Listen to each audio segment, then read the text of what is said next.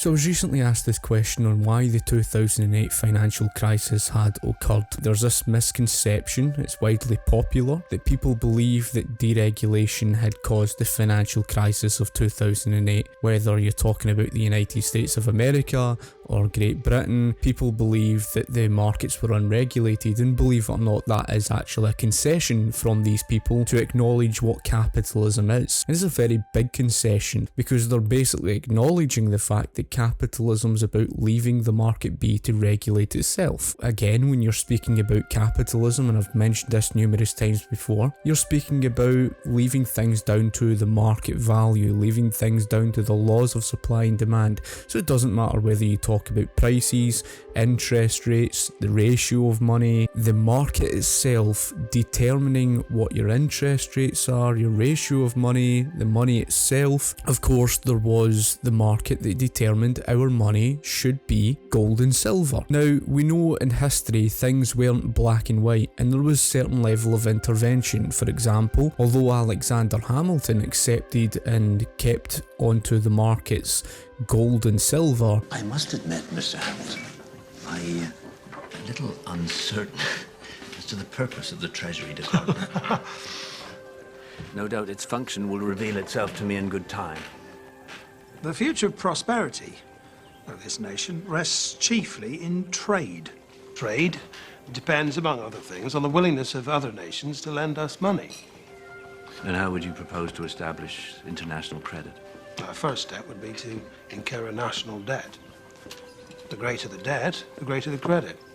And to that end, I have recommended to the President that Congress adopt all the debts incurred by the individual states during the war through a national bank. The idea being that if the states owe Congress money, then other nations will feel more inclined to lend it to us. he tried to fix the ratio between gold and silver. It ended up wiping gold out of the market, made silver the dominant standard, and then eventually, after his death, later in history, into the 19th century in 1834, again they would try the same thing, this time to try and get gold to enter the treasury. They would end up fixing the ratio again. It wiped silver out of the market, this time made gold the dominant standard. So in history, gold became the dominant standard, and that was basically the free market money. Initially, the free market would have had gold and silver because the fixing of the ratios got nothing to do with capitalism. The reason why it's so important that you first understand this is because when it comes to the lead up to the financial crisis of 2008, you can see what is anti-capitalist, because all of it is down to this thing like the fixing of the interest rates, the ratio of money, etc, etc, and this is a very big problem. So first of all, let's touch upon the United States and Great Britain with regards to this myth about the unregulated markets. I've pointed this out numerous times before, and I'll show this graph again. It basically shows that the United States of America, the quantity of financial regulations by 2008 was far greater than what it was of the 1980s. And yes, in the 1980s under Ronald Reagan, there was a period of financial deregulation, but it was minute in the grand scale of things. And believe it or not, and some people would scoff at this, in the 1960s, even that was over-regulated, and people would scoff at that idea. But what you're seeing is this evidence that although there was deregulation, there was more regulation introduced than what was deregulated. So the whole claim that, oh well, it was the repeal of the Glass-Steagall Act that caused the financial crisis, then they would say, oh well, the unregulated markets was the cause of the crisis. It's just utter nonsense, folk. And as I would later explain, you would end up seeing, ways around the financial regulation, and this is typically what happens. The banks were over-regulated going into 2008. That wasn't to do with the financial crisis per se. When it came to Great Britain, was the same story, because the Financial Services Authority, who's the FSA, they took control of the UK banking regulations between 2001 and 2012, and the cost of compliance for their handbook was more than 10,500 pages long in regulations. So we get down to this whole thing on the boom and bust cycle. In the 19th century, it was down to the trying and testing of the paper currency. And when you speak about capitalism, you're speaking about the market determining what your money is. So that would have been the gold and silver standard. Of course, they tried to fix the ratio, it created a problem, and gold would eventually become the dominant standard. The paper was not something the market asked for. That's why it's anti-capitalist, because the market was not in demand for a paper currency for the sake of exchange. They were trying and testing this, paper currency and running the printing press, and this was actually partly the reason for why you would see changes in the economy, problems that would occur that would eventually lead to the financial crisis and first depression in the United States of 1819. New England would refuse to back the War of 1812. So how was the United States government going to get around to financing such a war? Well, they never had the capital there to do so. So in order to get them to finance such a war, of course they would get others to basically print out large sums of such money, and that's how they would finance such a war of 1812. It would create an inflationary problem, of course, but this is essentially what would lead to the boom and bust cycle of the 19th century. Nothing to do with capitalism. Again, capitalism being down to the gold standard. When you go to the 20th century, because this is of course when they would start fixing the interest rates, etc., that's what would create the main cause for why the boom and bust cycle would occur of the 20th century. Essentially, when you are fixing the interest rates, you're basically creating first the boom and then the eventual bust because there's a shortage of resources, a shortage of savings, etc. Just like prices.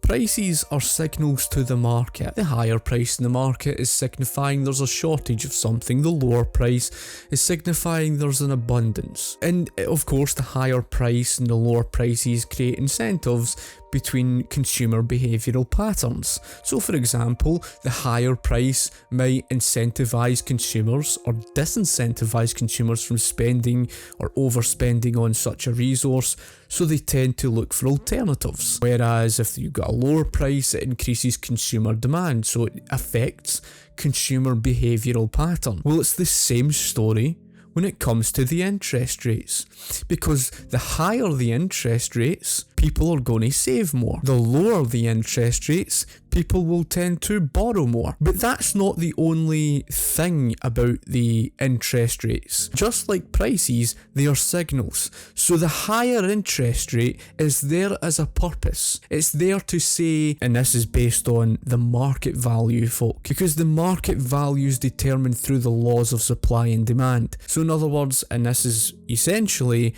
in relation to the signals the interest rates give you, a higher market value based interest rate is basically saying to the market, here is where there's a shortage of savings. Here is where there's a shortage of resources in the economy. When you try to artificially lower the interest rates, and the key word there is artificially, you're basically fixing an interest rate low, but the underlying reality of such a shortage goes nowhere. It's just like what happens when you've got a reality of scarcity. For example, the market value of housing might be through the roof, so the price is through the roof. It's that higher price is saying here's a shortage. So when they try to fix the price low and set down price ceilings, it drives up consumer demand. So consumer demand drives up in an area of a shortage. The underlying reality of the shortage goes nowhere. It's still there. The only difference is you've increased the quantity of demand to a greater level, because of course you've reduced the price. Well, it's the same story with this to do with the interest rates. That is everything to do with why the boom would occur, because you artificially fix the interest rates low below market value. And then of course the eventual bust, because when people would go out and borrow from the low interest rates, they would go out and borrow a lot just for the sake of maybe financing their business or whatever it may be, long-term projects that they would take on, but eventually they would find there's a shortage of resources, so they wouldn't be able to finish their long-term projects. They would eventually face the bust. Basically, fixing the interest rate sends out wrong signals to the borrowers. It sends out wrong signals to investors, etc., etc.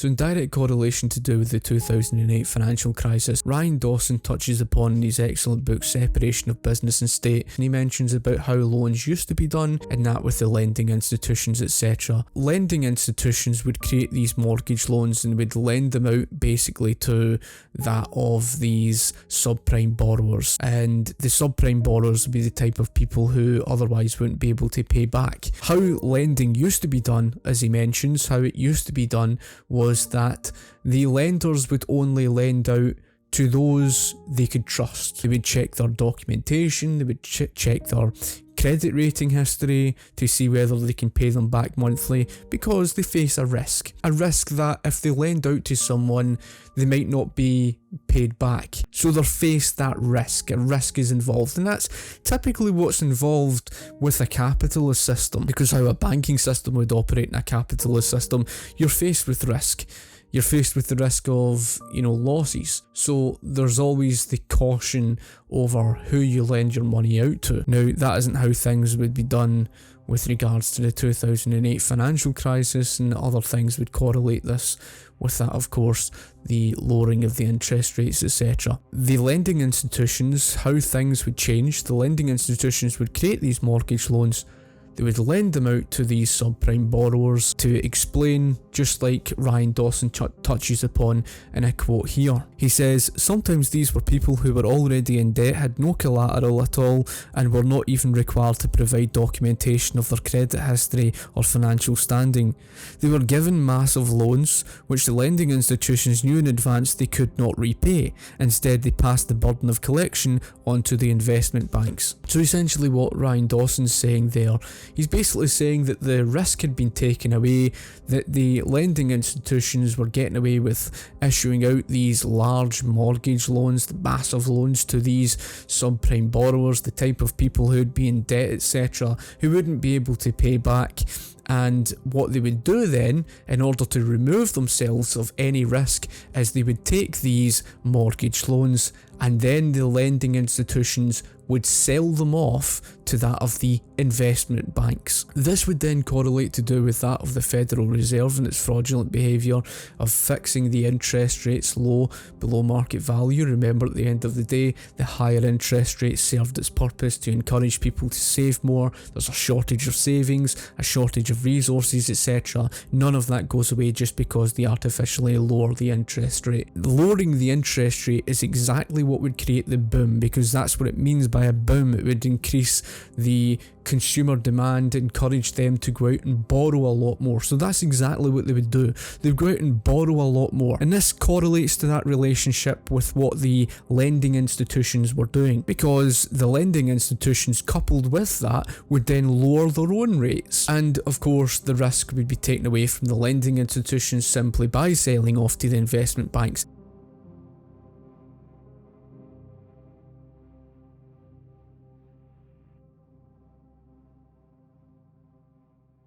The role that the investment banks would play is they would take these risky mortgage loans from the lending institutions. They would then bundle all these risky mortgage loans together under complex derivatives, which is collateralized debt obligations, CDOs in other words. They would then turn to that of rating agencies. They would bribe the rating agencies to give these complex derivatives false AAA ratings, and with the false AAA ratings they were then able to sell off these CDOs, the collateralized debt obligations, and sell them off essentially to that of the investors. Now, the investors would be looking to pay the pensions, etc., or whatnot, and of course they would be taking on these risky CDOs without them even realising it, because of course it's a false AAA rating. So to top things off, the investment banks would then bet against the securities that they had basically just sold off, the complex derivatives. The reason why they were getting away with all of this legally protected fraud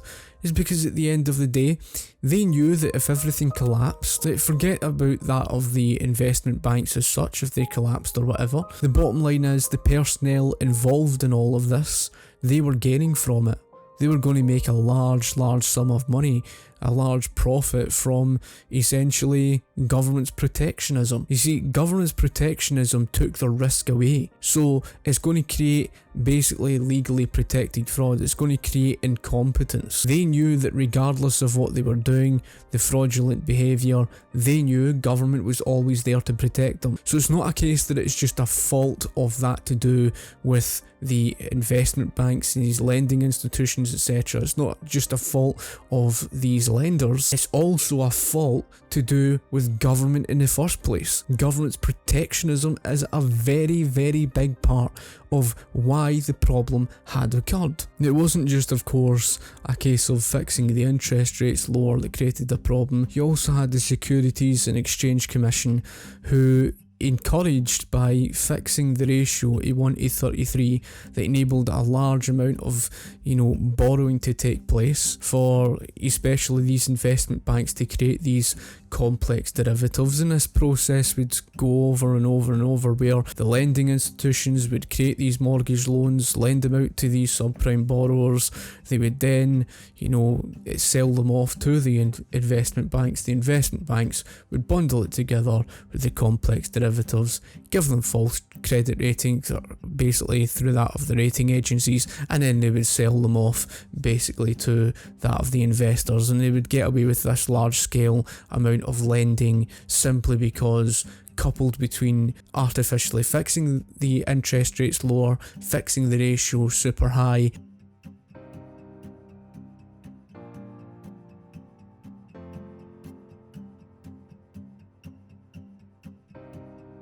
so as Ryan Dawson mentions on that to do with the housing in terms of the bubble. Now he mentions something about house flipping, which is quite funny because I've actually been playing house flipper. House flipping was essentially something where they would take property, they would buy it up, and they would do the property up, and then they would sell it off at a profit. Now, as he was explaining, it was something in relation to do with they were doing all of this based on credit rather than anything to do with actual capital. So here's what Ryan Dawson explains, unquote, "People borrowed not only for homes but also for businesses, all the while believing, wow, I have to do it now, everyone else is. Then came countless TV shows showing people how they could flip a house on their own. Essentially, flipping refers to a hand-on investment technique where someone buys a house on credit, fixes it up himself and then sells it for more than the original amount owed.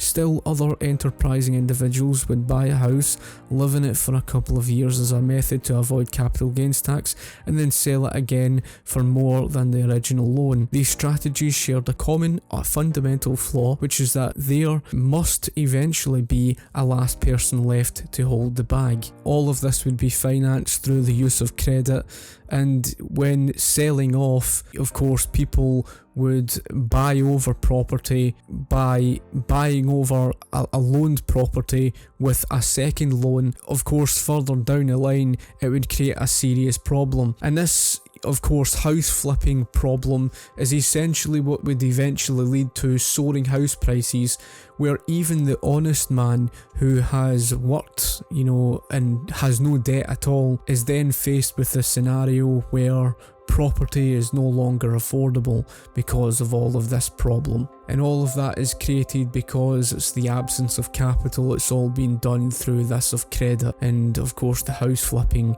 issue. Ryan Dawson goes on to mention in this important quote, he says, "People who could not afford homes bought them anyway, in part because the media was manipulating them. Many families were suckered in by so-called teaser rates, that is to say they received a low interest adjustable mortgage rate, ARM, which then at the end of the 2-year period would shoot up dramatically. The only way out for a family who could never really afford it in the first place was to sell the house and pass the problem on to someone else who would most likely be in the same predicament. The influx of generous credit to essentially anyone regardless of means greatly inflated housing cost of housing."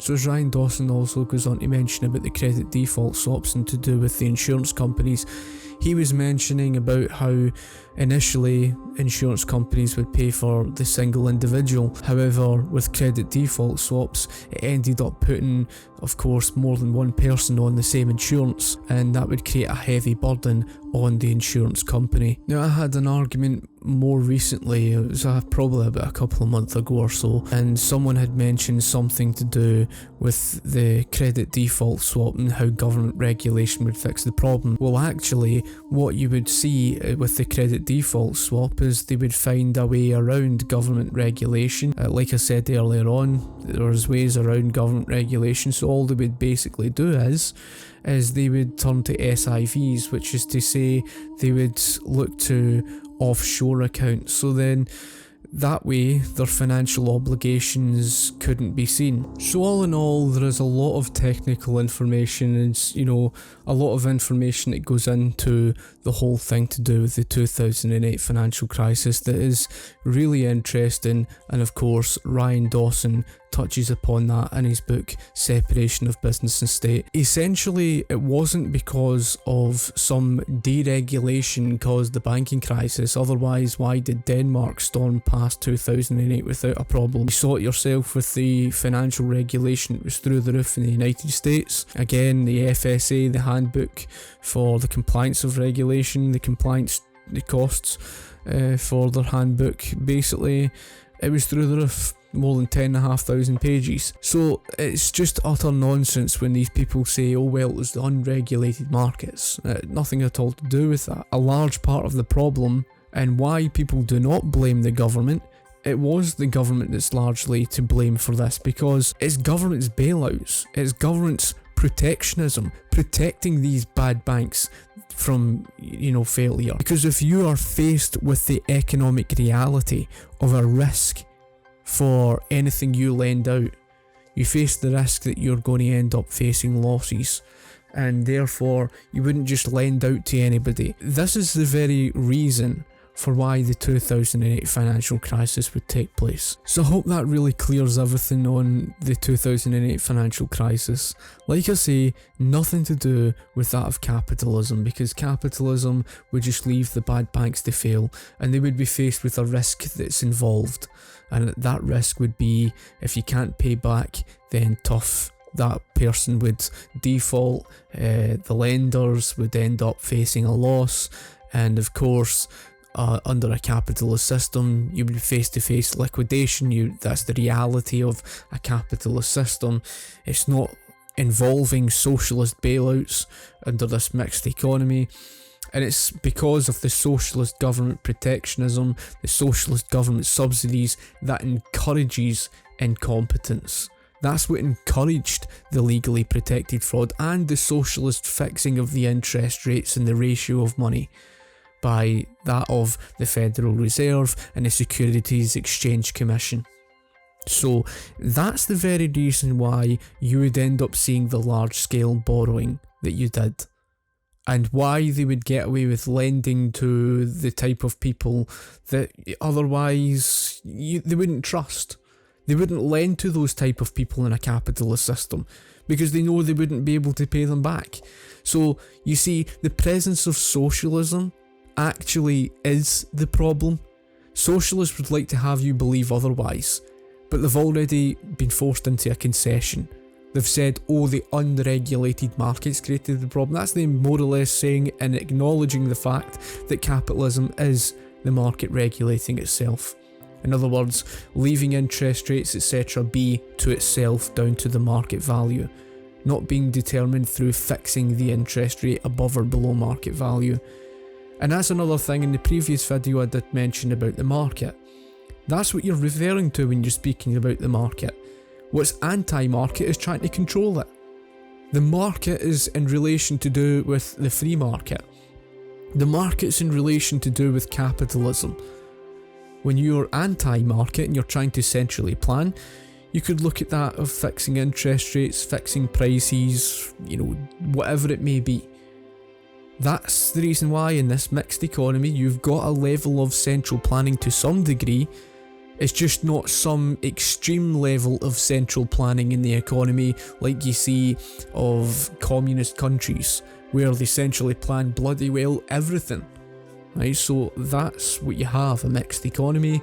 Socialism has its presence, and yes, socialism was essentially the very cause of the problem. So the only way that you can solve the problem is to get government out of the economy, because it's not government that's saving you. Government is not a saviour. People are right for pointing and blaming that of these investment banks, etc. They're right for, pointing the finger at them, rightly so. But they seem to exonerate that of the government from the blame. Why? I don't know. So, yeah, I mean, that's obviously the whole thing on the 2008 financial crisis, and I did repeat some of that, of course, in a previous argument. I think it was to do with something on Keynesianism or that, but some of you might not have seen that. So this is specifically on that of the 2008 financial crisis. Really, it's the fixing of the interest rates that creates the boom and bust cycle. And that's why a capitalist system works efficiently. Because capitalism forces people to live in a system whereby the interest rates is determined by the laws of supply and demand. It's not fixed. Same with the ratio of money. Same with the money itself. And that's another problem that you could look at, the fractional reserve banking that was involved. That's a very big part of the problem that you're seeing today, because they're able to create out of thin air. Right? Create what is out of thin air, not out of actual money. In a capitalist system, it's based on actual money, and if you don't have it, you don't have it. It's just that simple. And on a side note, an important note, it was the federal government that granted the Federal Reserve that monopoly over the nation's monetary supply. Again, that is anti-capitalist, because essentially capitalism is about free market money. It's not about imposing upon an entire nation and controlling the nation's monetary supply. We did not ask for a paper currency. The American people did not ask for some stupid fiat, daft arse, paper currency. Many Americans understand this. They understand the value of the gold standard. I'm personally a gold bug. I'm someone who supports the gold and silver standard, and I would personally, get rid of this fiat monetary system. In fact, in my opinion, abolishing the central banking system. Anyway, folk, if you've got any questions you would like to ask, comment in the comments section below and I'll be sure to get back to you.